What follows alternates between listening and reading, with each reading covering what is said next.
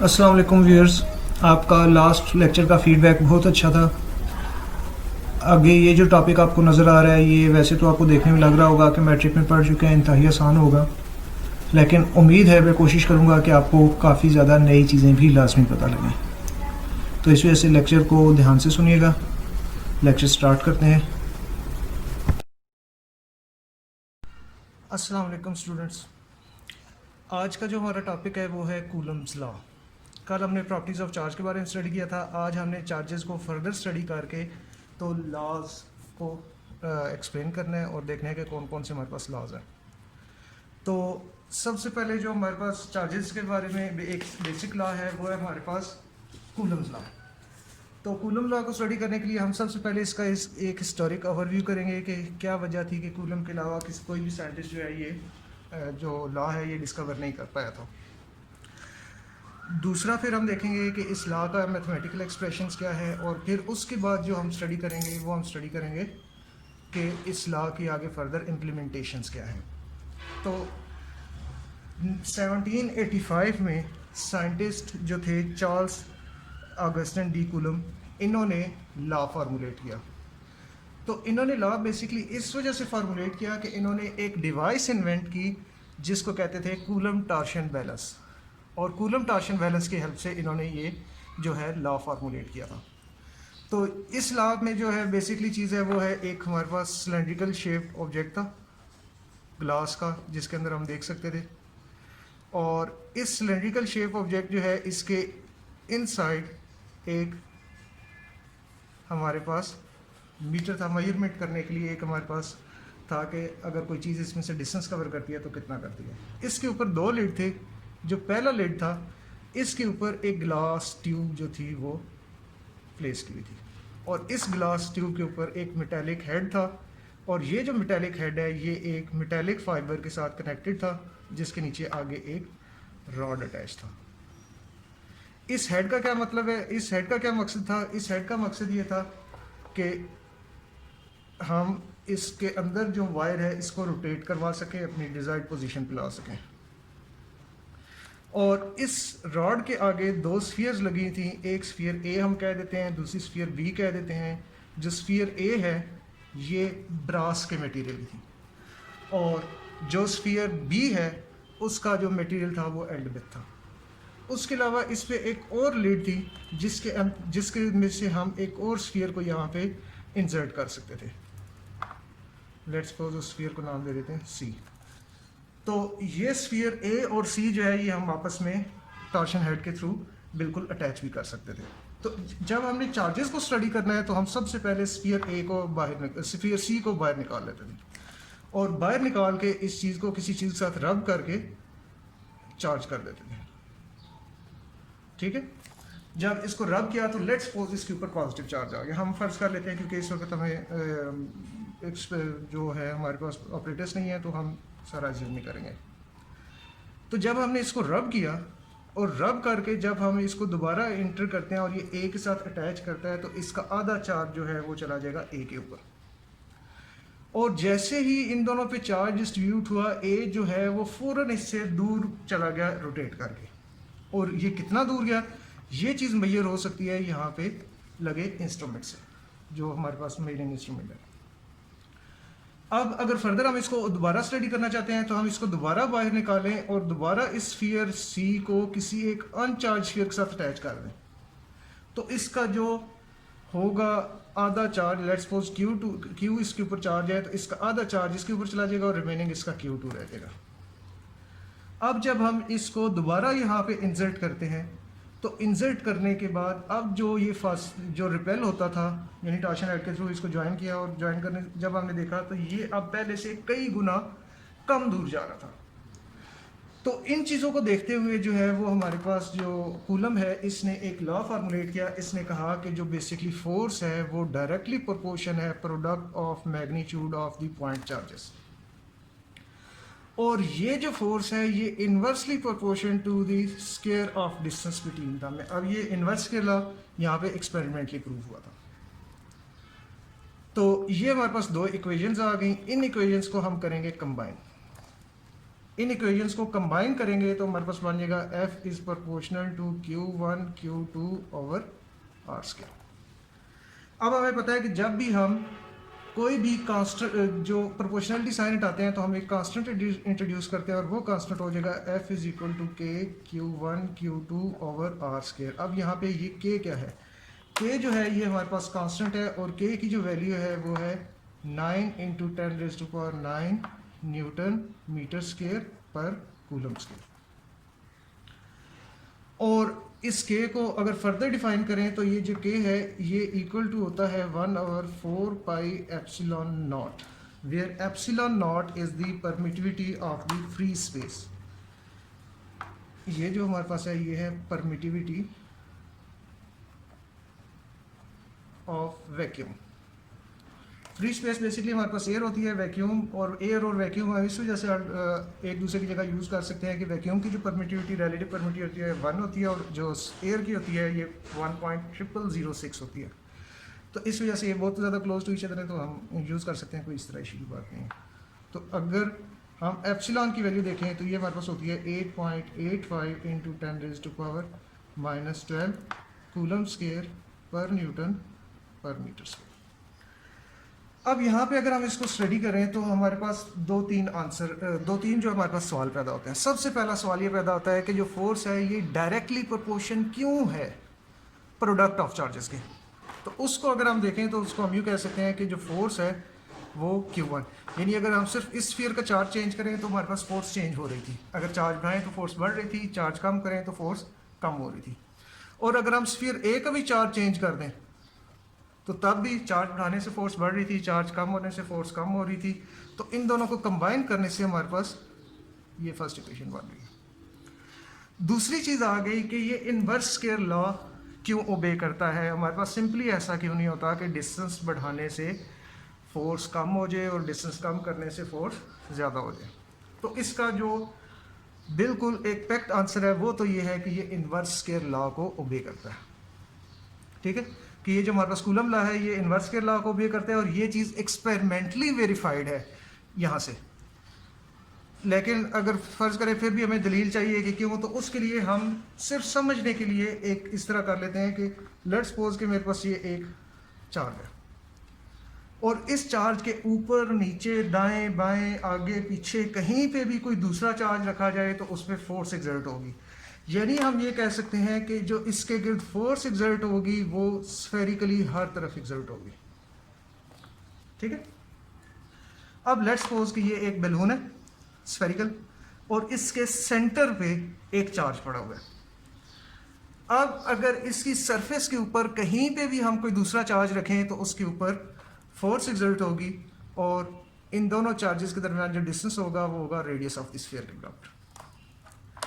अब अगर हम इस स्फीयर में या इस बैलून में हवा भरना शुरू कर दें तो बैलून बड़ा होता जाएगा और इन दोनों चार्जेस के दरमियान जो फासला है वो भी ज़्यादा होता जाएगा। और हम ये देखेंगे कि जैसे जैसे चार्जेस के दरमियान डिस्टेंस ज़्यादा हो गया तो फोर्स रिड्यूस हो गई।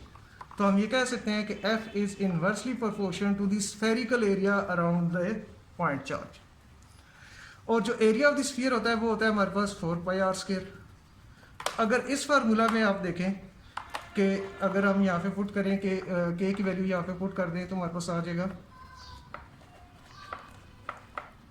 F is equal to 1/4 pi epsilon not Q1 Q2 over R square.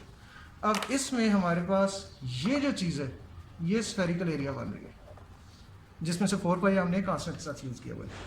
तो यहाँ से हम कह सकते हैं कि जैसे जैसे spherical area of the sphere around the charge बढ़ता जाएगा तो उस रीजन में अप्लाई होने वाली फोर्स जो होगी वो रिड्यूस होती जाएगी।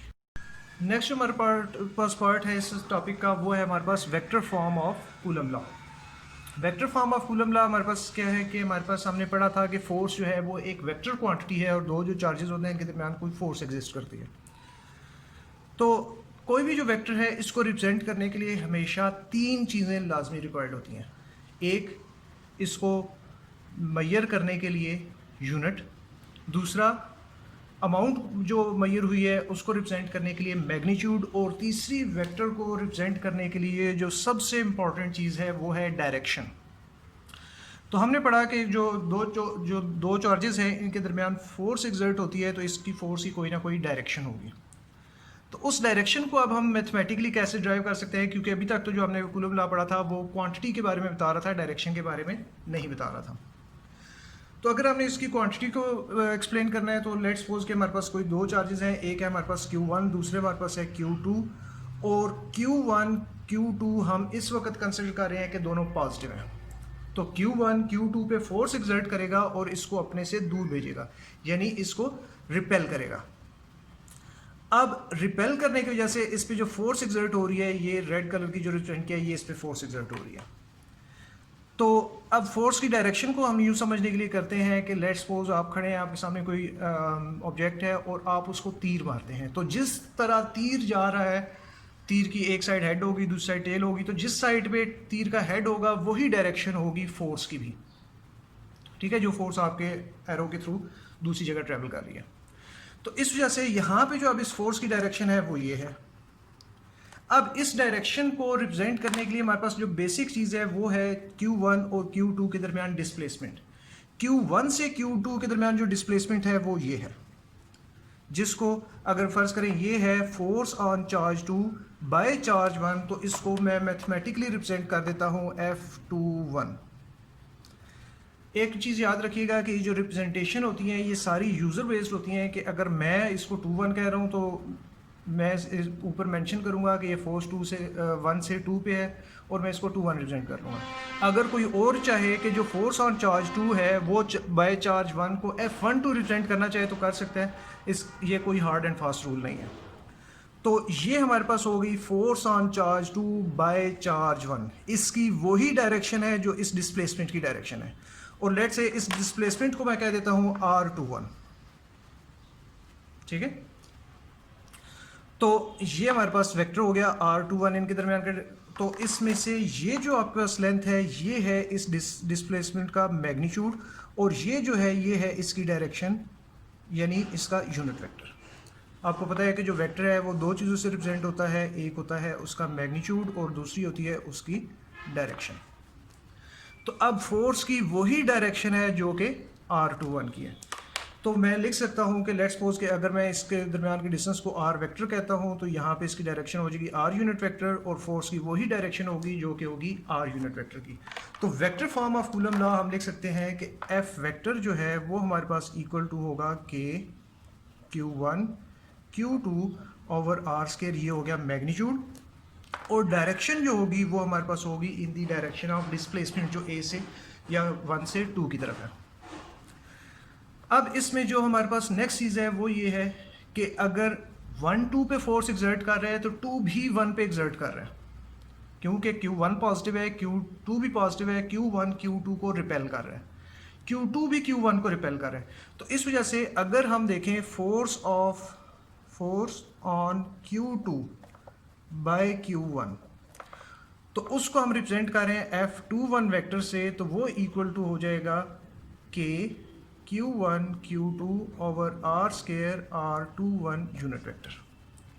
और एट द सेम टाइम जो Q2 जो है वो फोर्स एक्सर्ट कर रहा है Q1 के ऊपर इस डायरेक्शन में, इसको हम नाम दे देंगे F12 वेक्टर। अब अगर हम लिखें कि फोर्स ऑन Q1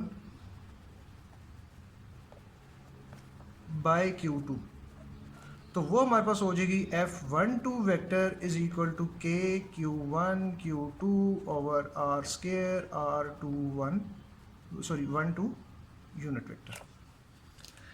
अब यूनिट वेक्टर के बारे में हमें पता है कि यूनिट वेक्टर एक ऐसा वेक्टर होता है जिसका होता है मैग्नीट्यूड 1 और इसकी डायरेक्शन होती है in the direction of a given vector.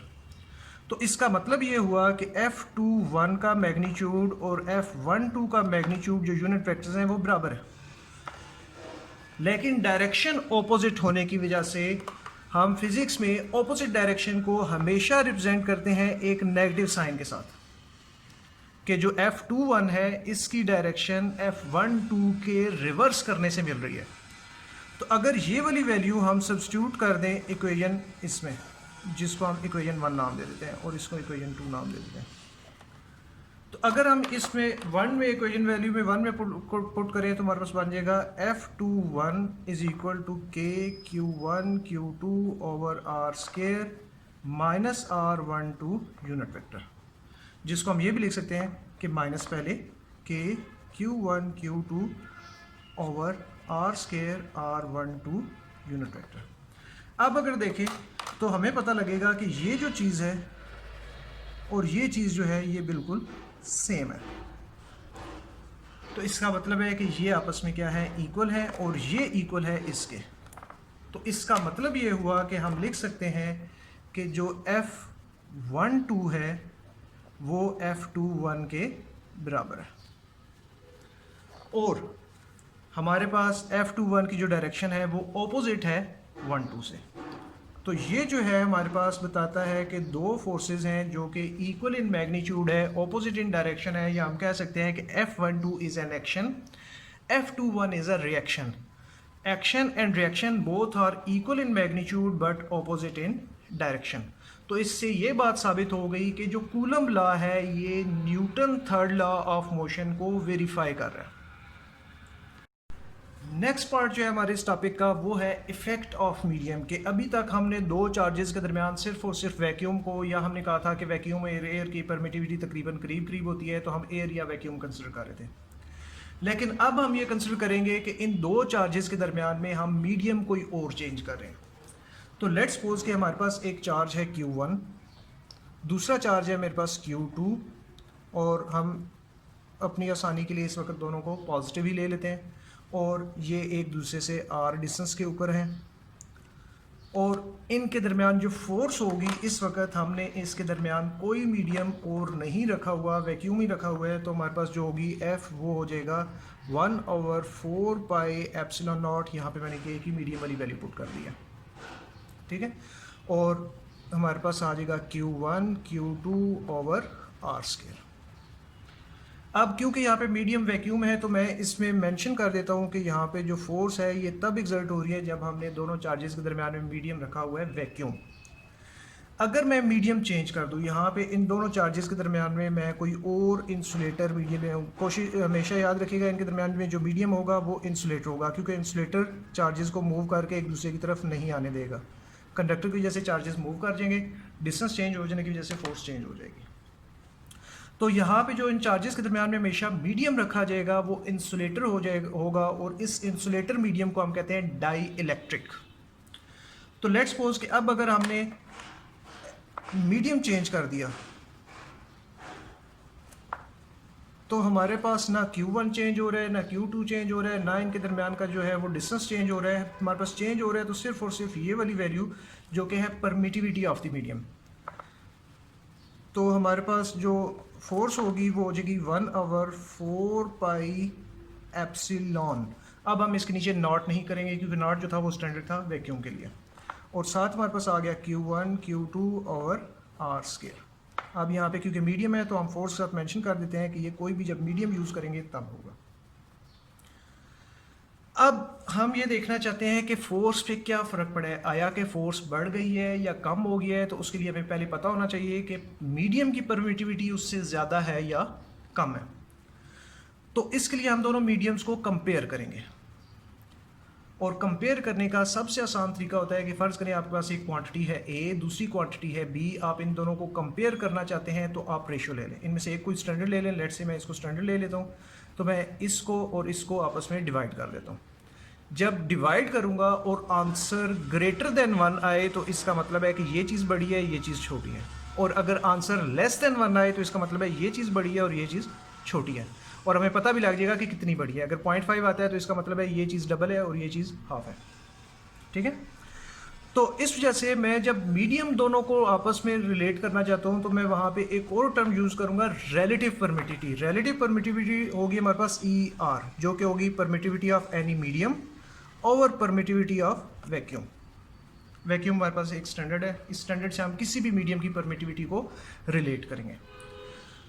तो अब ये जो होगी हमारे पास रिलेटिव परमिटिविटी, इसको हम डिफाइन कर सकते हैं कि relative permittivity is the ratio of permittivity of any medium to the permittivity of vacuum. ये हमारे पास इसी इक्वेशन को हमने वर्बली एक्सप्लेन कर दिया, तो ये इसकी डेफिनेशन होगी। और यहाँ से अगर हम देखें तो हमारे पास E की जो वैल्यू होगी वो हमारे पास हो जाएगी E0 और ER। तो ये वाली जो परमिटिविटी ऑफ मीडियम है in terms of permittivity of vacuum, उसको हम पुट कर देते हैं यहाँ पे लाके, ठीक है। जिस तरह हम पहले चले थे इक्वेशन, इसको हम नाम दे देते हैं 3, इसको इक्वेशन नाम दे देते हैं 4। तो हम परमिटिविटी ऑफ मीडियम जो है वो पुट कर देते हैं इन इक्वेशन 4। तो हमारे पास होगा F medium is equal to 1/4 pi epsilon not epsilon R Q1 Q2 over R square, ये हमारे पास हो जाएगा।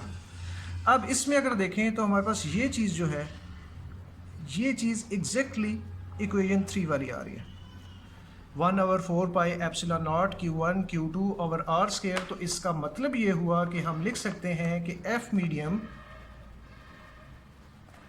Is equal to F vacuum divided by E R epsilon are.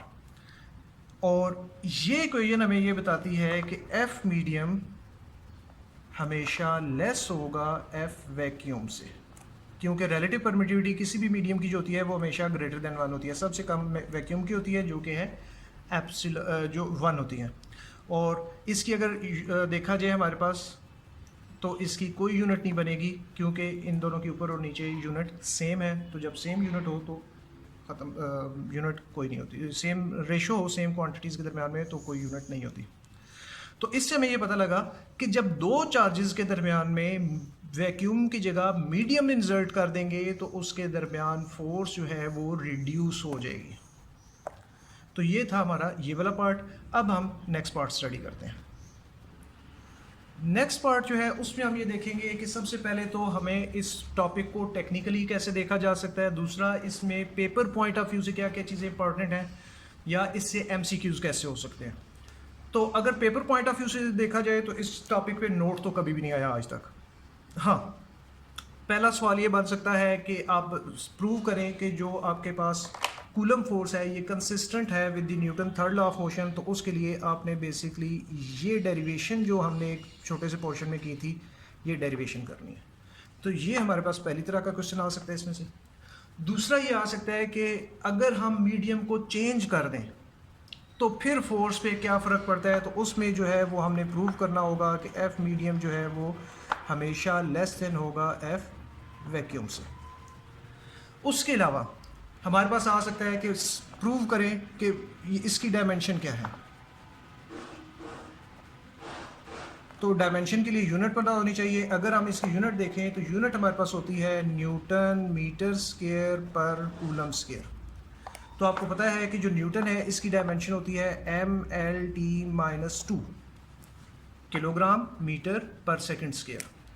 Metre की हमारे पास होती है लेंथ, और कूलम की हमने कल भी कहा था कि A/T होती है। तो इसको अगर हम सिंप्लीफाई करें तो हमारे पास बन जाएगा M L⁻³ T⁻⁻4 और A⁻⁻2। ये हमारे पास होगी dimension of the coulomb constant. इसी तरह अगर पूछा जाए कि what is the dimension of permittivity of the medium, तो हमने देखा था कि ये हमारे पास होता है एप्सिलॉन नॉट। ये एप्सिलॉन जो है वो हमारे पास होता है 1/4 पाई K। तो K की जो डायमेंशन होगी उसका एग्जैक्ट रेसिप्रोकल होगा। तो इस वजह से हम लिख सकते हैं कि इसकी जो डायमेंशन होगी वो हो जाएगी M-1 L⁻³ और T⁻4 A⁻2। ये इसकी डायमेंशन हो जाएगी। रीज़न कि हमारे पास जो कूलम कांस्टेंट है और जो परमिटिविटी ऑफ मीडियम है, इनकी डायमेंशन एग्जैक्टली एक दूसरे के रेसिप्रोकल होती है। ठीक है, ये हो सकता है। उसके अलावा आ सकता है कि फ़र्ज़ करें कि हमारे पास दोनों चार्जेस के दरमियान, दोनों चार्जेस का जो मैग्नीट्यूड है उसको भी डबल कर दिया जाए और डिस्टेंस को भी डबल कर दिया जाए दोनों के दरमियान, तो क्या फ़र्क पड़ेगा। तो हमारे पास है F = K Q1 Q2 over R square. तो तो अगर हमारे पास Q1 को भी डबल कर दिया जाए, Q2 को भी डबल कर दिया जाए और डिस्टेंस को भी डबल कर दिया जाए, तो हमारे पास ये बन जाएगा 4K Q1 Q2 over 4R², कोई फ़र्क नहीं पड़ेगा। या परमिटिविटी ऐसी यूज़ कर दी जाए कि जो मीडियम की परमिटिविटी है वो डबल है पहले की परमिटिविटी से, तो क्योंकि ये एप्सिलॉन नीचे आ रहा होता है,